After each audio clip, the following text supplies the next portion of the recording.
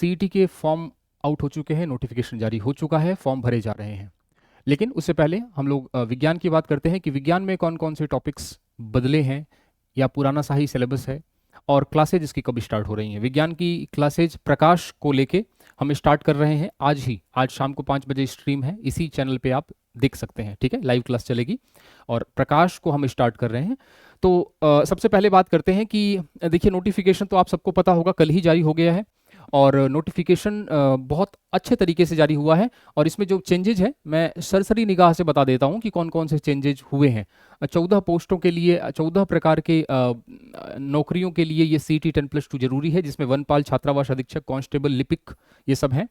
और यहाँ पर 40% की न्यूनतम पासिंग मार्क्स दे रखा है अनरिजर्व्ड के लिए, और SC ST के लिए 5% की छूट दी गई है। उसके बाद हम बात करते हैं यहाँ जो परीक्षा का पैटर्न है वो चेंज हुआ है। 120 प्रश्न आएंगे 240 नंबर के, पहले 150 क्वेश्चन आते थे 300 नंबर के, अब 240। पहले 3 घंटा मिलता था, अब 2.5 घंटा मिलेगा, ठीक है, ये चेंजेस हैं। और नेगेटिव मार्किंग 1/3 है, तो इसमें कोई दिक्कत नहीं है, ये तो पहले से ही चल रहा था। अब बात करते हैं साइंस के बारे में कि साइंस में क्या बदला है। तो साइंस में कोई बदलाव नहीं हुआ है। साइंस में पहले भी 10 यूनिट थी, आज भी 10 यूनिट है, वही सेम टू सेम यूनिट है, वही क्रम है। 3 आपकी केमिस्ट्री के, 3 हम कहें तो बायोलॉजी के, और 2 आपके फिजिक्स के, और 2 आपके पर्यावरण के हैं, ठीक है। तो टोटल 10 टॉपिक्स हैं। क्या क्या पढ़ेंगे, कैसे पढ़ेंगे? सबसे पहले तो हम प्रकाश को ही आज स्टार्ट कर रहे हैं, तो प्रकाश को सबसे अच्छे से पढ़ेंगे। इसमें न्यूमेरिकल्स आते हैं, काफ़ी बड़ा चैप्टर है, लेकिन जो इंपॉर्टेंट चीज़ें हैं वही हम लोग सीईटी के हिसाब से प्रीवियस ईयर क्वेश्चन को ध्यान में रखते हुए एनसीईआरटी के सिलेबस के आधार पर लेटेस्ट पैटर्न पर पढ़ेंगे, ठीक है। तो आज स्ट्रीम लग चुकी है 5 बजे शाम को इसी चैनल पे।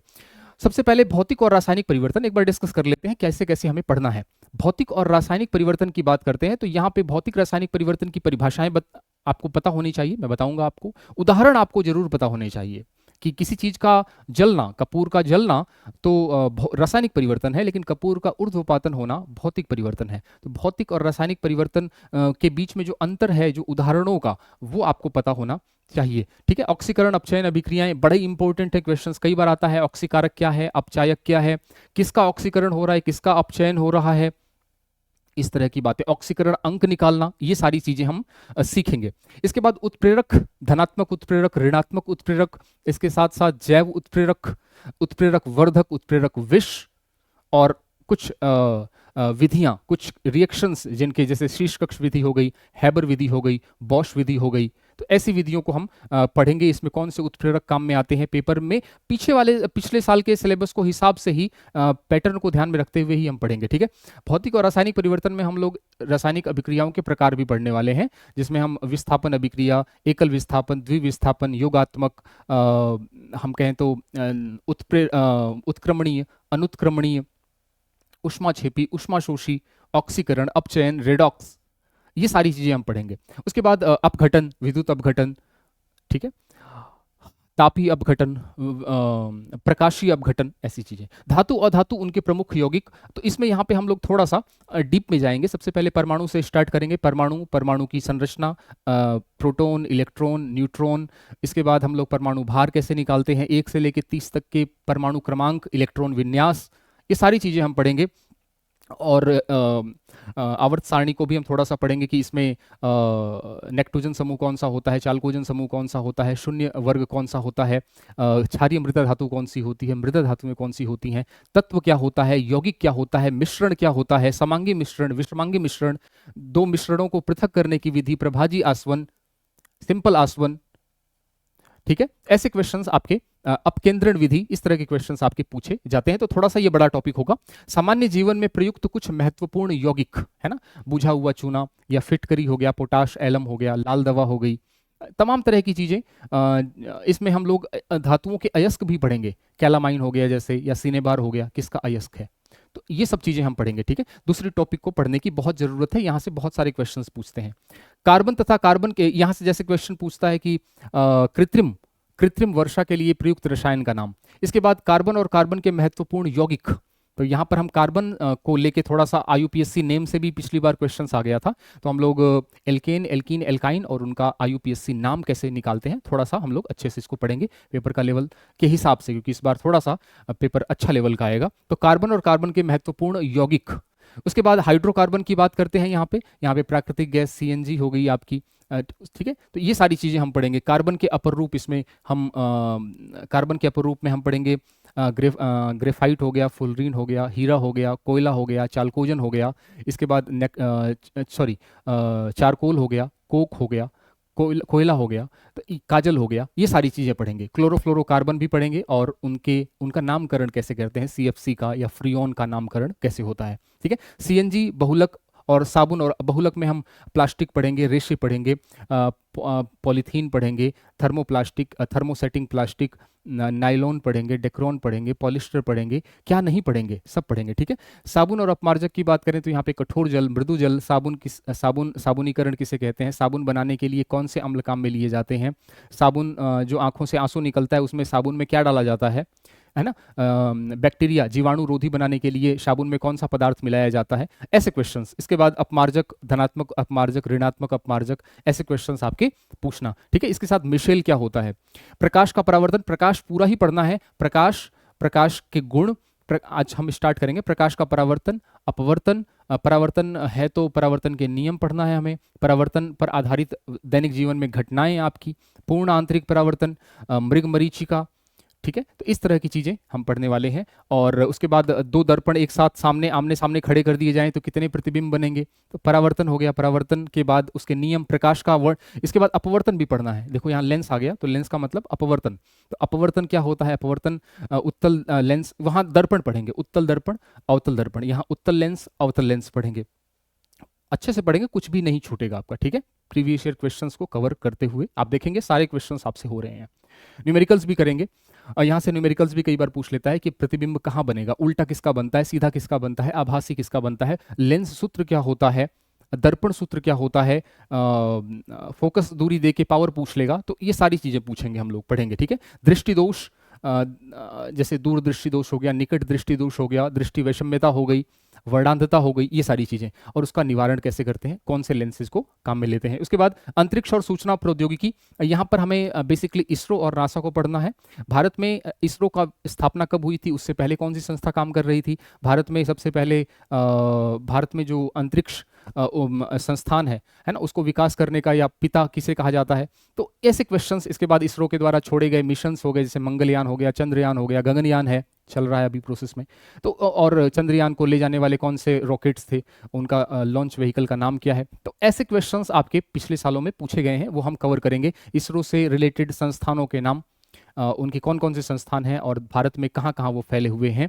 इसके बाद हम इसरो के बारे में भी बात करेंगे, इसरो कौन कौन से अभी काम कर रहा है, जैसे अल्टेमिस अभी छोड़ा था, उसने चंद्रमा का चक्कर लगा के वापस पृथ्वी पे आया है, तो नासा के द्वारा कौन कौन से उपग्रह छोड़े गए हैं, कौन कौन से ISS हैं, इंटरनेशनल स्पेस स्टेशन हैं, है ना, किस कौन से देश के द्वारा है, GPS क्या है, ये सारी चीज़ें।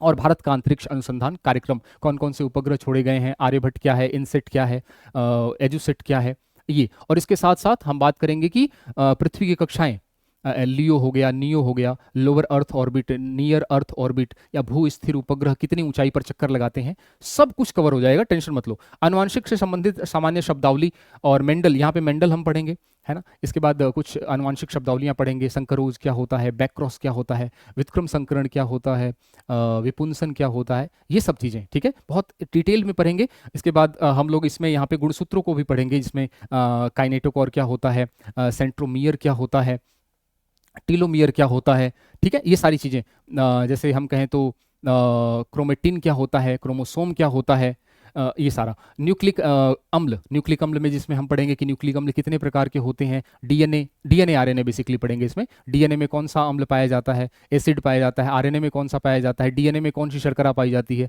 RNA में कौन सी शर्करा पाई जाती है, कौन सा नाइट्रोजनी क्षार होता है डीएनए RNA में, डीएनए के 2 हेलिक्स के बीच में कितनी दूरी होती है, ये सारी।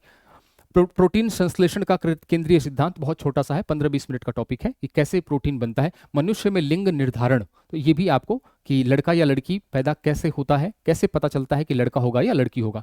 ये भी लगभग 15 से 20 मिनट का टॉपिक है। उसके बाद पर्यावरण अध्ययन की बात करें तो यहाँ पे ये आपका हम कहें तो पर्यावरण से रिलेटेड टॉपिक स्टार्ट हो जाता है, जहाँ पे पारिस्थितिकी तंत्र की संरचना पढ़ेंगे, जैविक घटक, अजैविक घटक, इनके बीच में आपस में जो सामंजस्य होता है वो क्या होता है। ठीक है, इसके बाद खाद्य जाल क्या होता है, खाद्य श्रृंखला क्या होती है, खाद्य श्रृंखलाएं कितने प्रकार की होती हैं, उपभोक्ता क्या होते हैं, उत्पादक क्या होते हैं, प्राथमिक उपभोक्ता, द्वितीयक उपभोक्ता, शीर्ष उपभोक्ता। ठीक है, लिंडमान का 10% का नियम, ऐसी चीजें हम पढ़ेंगे, मतलब कुछ भी नहीं छोड़ेंगे। उसके बाद पारिस्थितिकी तंत्र में ऊर्जा प्रवाह कैसे होता है, जैसे मैंने लिंडमान का नियम जो बताया मैंने आपको 10% का, वैसा ही। उसके बाद जैव भूरस, इसके बाद हम लोग इसमें ये स्तूप भी पढ़ेंगे, स्तूप जिसमें कि जिसको हम पिरामिड कहते हैं, जैव भार का पिरामिड, ऊर्जा प्रवाह का पिरामिड, इस तरह का। ठीक है, जैव संख्या का पिरामिड। उसके बाद जैव भू रासायनिक चक्र, इसमें नाइट्रोजनी चक्र इंपॉर्टेंट है थोड़ा सा, फिर ऑक्सीजन कार्बन डाइऑक्साइड चक्र है, जल चक्र है, और फास्फोरस चक्र है, 4 है। सबसे ज़्यादा इंपॉर्टेंट नाइट्रोजनी चक्र है, थोड़ा सा हार्ड है लेकिन सारी चीज़ें हम ट्रिक से याद कर लेंगे। जैव प्रौद्योगिकी की बात करें, सामान्य जानकारी, जैव पेटेंट, नई पाद, तो यहाँ पे जैव प्रौद्योगिकी में आपको ये लेटेस्ट टॉपिक है और इसमें आपको थोड़ा सा जैव प्रौद्योगिकी के बारे में पढ़ना पड़ेगा कि कोई भी जीव है उसके डीएनए में फेरबदल करके हम अपने हिसाब से उसके अंदर डीएनए को तोड़ के जोड़ के और अब नया जीव बना लेते हैं, है ना। प्लाज्मिड क्या होता है, वाहक जीन क्या होता है, आणविक कैंची क्या होती है, आणविक गोंद क्या होता है, ये सारा चीजें, आर डीएनए क्या होता है। ठीक है, तो ये सारा हमें थोड़ा सा पढ़ना पड़ेगा, बाकी बहुत आसानी तरीके से हम पढ़ा देंगे। नई पादप किस्मों का विकास, नई पादप जैसे हम कहें तो सुपर पोटैटो हो गया, या फिर फ्लेवर सेवर टोमेटो हो गया, या फिर हम कहें कि बीटी बैगन है, बीटी कपास है, या हम कहें गोल्डन राइस है, तो ये सारे आपके क्या हैं, ट्रांसजेनिक पादप है। ऐसे ही ट्रांसजेनिक जीव भी होते हैं बहुत सारे, है ना, जिसमें हम कहें तो क्लोनिंग क्या होती है, क्लोन डॉली भेड़ नाम सुना होगा आपने, तो क्लोनिंग में हम उसको पढ़ेंगे। पराजीवी जीव, तो वही सब चीजें हैं। उसके बाद हम बात करेंगे जंतुओं का आर्थिक महत्व और पादपों का आर्थिक महत्व। यहाँ से क्वेश्चंस जो आते हैं पिछले सालों में आधार पर सीईटी के बता रहा हूँ कि यहाँ से क्वेश्चन आते हैं कि लौंग पौधे के किस भाग से प्राप्त की जाती है, आलू पौधे के किस भाग से प्राप्त की जाती है ना, दालचीनी पौधे के किस भाग से प्राप्त की जाती है, तो ऐसा। फिर पुष्प के भाग क्या होते हैं, हम कहें तो जंतुओं का जो वैज्ञानिक नाम है ना, जंतु राजस्थान में जो पाए जाते हैं जंतु, उनका वैज्ञानिक नाम क्या है। ऐसे ही मधुमक्खी पालन, कुक्कुट पालन, यानी कि हम कहें तो मधुमक्खी पालन, इसके बाद है आपका मुर्गी पालन, और मुर्गी पालन के बाद मछली पालन, और इसके साथ भेड़ पालन। ये 3-4 भेड़ पालन वैसे जीके में भी आ जाता है, बट 3-4 पालन हम देख लेंगे। रेशम पालन, तो ये हमारा जंतुओं का आर्थिक महत्व कंप्लीट हो जाएगा। पादपों का आर्थिक महत्व में सबसे इंपॉर्टेंट मैंने आपको बता दिया, कौन से भाग से प्राप्त किया जाता है। औषधीय पादप कौन से हैं, बहुत से क्वेश्चंस आते हैं।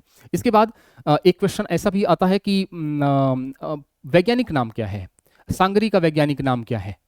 ठीक है, तो इस तरह से हम बात करें कि वैज्ञानिक नाम के बारे में पूछ लेता है कि प्रेसोपीस सिनेरिया या फिर टेकोमेला अंडुलेटा, ये किस पौधे के वैज्ञानिक नाम है। तो ऐसे क्वेश्चंस आपको आने चाहिए, ट्रिक से मैं याद करा दूंगा इसको कैसे याद करना है। ठीक है, बिल्कुल भी जोर नहीं आएगा। उसके बाद रक्त ये पूरा ब्लड का है, ब्लड और हेल्थ, यानी जो लास्ट वाला टॉपिक है वो रक्त समूह है, ब्लड ग्रुप है। ब्लड ग्रुप कितने प्रकार के होते हैं, दुर्लभ रक्त समूह कौन से होते हैं, बॉम्बे ब्लड ग्रुप क्या है, इनरा ब्लड ग्रुप क्या है, ये सारी चीज़ें। ब्लड कैसे, किसको हम ब्लड में कौन कौन से एंटीजन होते हैं, एंटीबॉडी होती हैं, कौन किसको दे सकता है, कौन किससे ले सकता है, सर्वदाता कौन होता है, सर्वग्राही कौन सा होता है। इसके बाद हम कहें तो आरएच समूह क्या होता है, आरएच कारक क्या होता है।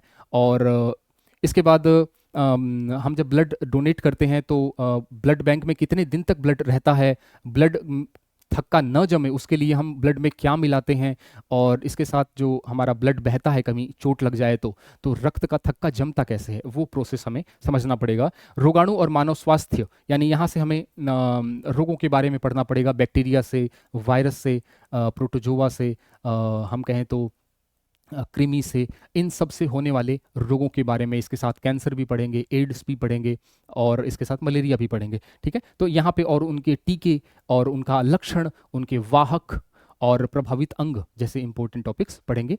उसके बाद कुपोषण और मानव स्वास्थ्य, यहाँ पे विटामिन को मेनली पढ़ना है, vitamin A, B, C, D, E, K, जो भी है विटामिन। और इसके साथ साथ विटामिन के अलावा हमें प्रोटीन भी पढ़ना है, विटामिन की कमी से कौन सा रोग होता है, इसका स्रोत क्या है, विटामिन का वैज्ञानिक नाम क्या है, ए का नाम क्या है, बी का नाम क्या है, ऐसा।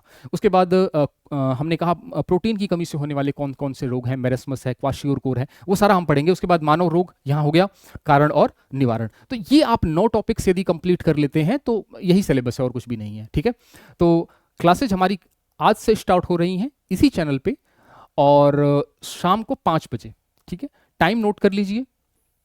और यहाँ से पहला जो टॉपिक है हमारा वो प्रकाश स्टार्ट होगा, बहुत बेसिक से स्टार्ट होगा। आप आर्ट्स के स्टूडेंट हैं तो आप बिल्कुल, आपका स्वागत है। आपको बिल्कुल बेसिक लेवल से और बिल्कुल सरल भाषा में समझाया जाएगा प्रकाश को, ठीक है, क्योंकि यहाँ से न्यूमेरिकल्स आते हैं। बाकी आप लोग बैच ज्वाइन करना चाहते हैं तो 3 प्रकार के बैच हमारे चल रहे हैं, CT 10+2, ग्रेजुएशन और कॉम्बो बैच, जिसमें फिजिक्स केमिस्ट, जिसमें आपको मैथ्स, इंग्लिश और साइंस तीनों का कॉम्बो पढ़ाया जा रहा है, ठीक है। और बहुत मिनिमल फीस। और इसके बाद राजस्थान पुलिस वाली भर्ती भी हमारी लगातार चल रही है, इसमें भी आप जुड़ सकते हैं, जिसमें आपको साइंस, मैथ्स और कंप्यूटर और महिलाओं और बच्चों से जुड़ी योजनाएं पढ़ाई जा रही हैं। सवा महीने हो चुके हैं इसको चलते हुए। हमारा ये एप्लीकेशन है, कहाँ मिल सकता है आपको? एप्लीकेशन है वीडियो के नीचे डिस्क्रिप्शन में, टेलीग्राम का, प्ले स्टोर का, हमारे एप्लीकेशन का, दोनों का लिंक है। जाइए प्ले स्टोर पे डाउनलोड करिए, जो भी आपको कोर्स एक्सेस करना है करिए। कोई भी डाउट है व्हाट्सअप नंबर पे आप मुझे व्हाट्सअप कर सकते हैं, ठीक है। तो ये सारी बातें मैंने कर ली। तो मिलते हैं हम लोग प्रकाश चैप्टर में। सारा सिलेबस मतलब 2 से 2.5 महीने या 2.25 महीने आप मान लीजिए, जुलाई अगस्त सितंबर तक आपका पूरा का पूरा सिलेबस अच्छे से कवर हो जाएगा, ताकि आप सितंबर में हम 10 दिन पहले ही सिलेबस को कवर कर लेंगे। अक्टूबर में आपको सिर्फ रिवीजन करना रहेगा। तो बिल्कुल हम लोग टाइमली चलेंगे और शेड्यूल्ड वाइज चलेंगे। और इसके साथ साथ हम बात करें तो जो चीज़ आपको समझनी है बहुत बेसिक लेवल से, 1 घंटे की जगह 1.25 घंटा भी लग जाए तो कोई दिक्कत इसमें नहीं है, क्योंकि पिछली बार जो साइंस है उसका वेटेज काफ़ी था, लगभग 20 से ज़्यादा क्वेश्चंस थे। इस बार तो क्वेश्चन भी कम कर दिए, तो उम्मीद करते हैं कि 15 क्वेश्चंस तो कम से कम आएंगे ही आएंगे, बहुत इंपॉर्टेंट है। और इस बार नेगेटिव मार्किंग भी है। तो प्रीवियस ईयर क्वेश्चंस के आधार पे, NCERT के आधार पे हम लोग मिलते हैं आज शाम को। स्वागत है आप सभी का, जरूर जुड़ना है आपको, ठीक है। चैनल पे नए हैं तो इसको सब्सक्राइब कर दें। Thank you.